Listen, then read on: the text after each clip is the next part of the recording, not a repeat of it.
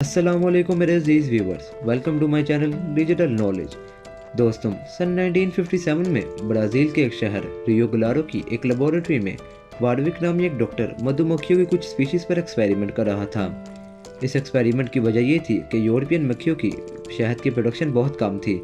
और वो एक्सपेरिमेंट के ज़रिए उनके डीएनए को चेंज करना चाहता था ताकि इन मक्खियों में शहद की प्रोडक्शन को बढ़ाया जा सके।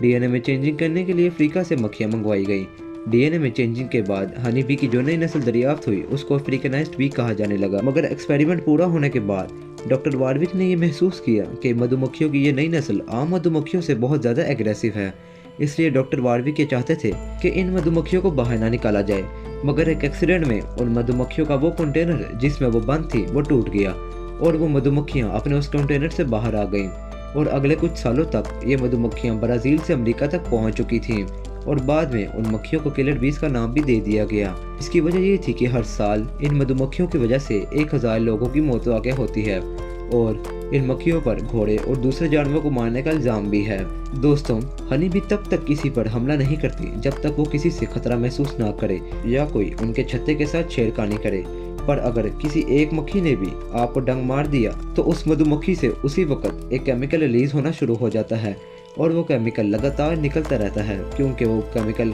बाकी मक्खियों को बुलाने के लिए एक अलार्म का काम करता है और जैसे ही बाकी मक्खियाँ उस केमिकल को सूंघती हैं तो फ़ौरन उसकी मदद को चली जाती हैं। इसलिए अगर कभी आपको कोई हनी भी डंक मारे तो कभी भी उसी जगह पर खड़े ना रहें, क्योंकि इस तरह हम बाकी मक्खियों को भी दावत दे रहे हैं कि वो भी आके आपको डंक मार कर लुत्फ़ उठा सकें।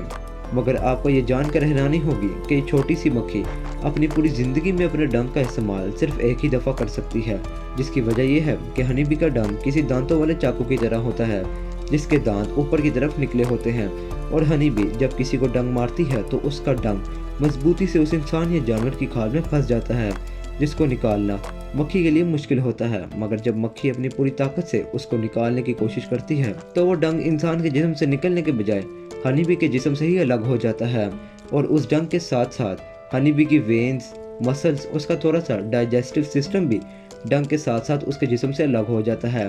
और ये सेपरेशन हनी बी के लिए मज़ीद सर्वाइव करना इम्पॉसिबल बना देती है, जिसकी वजह से मधुमक्खी उसी वक्त मर जाती है।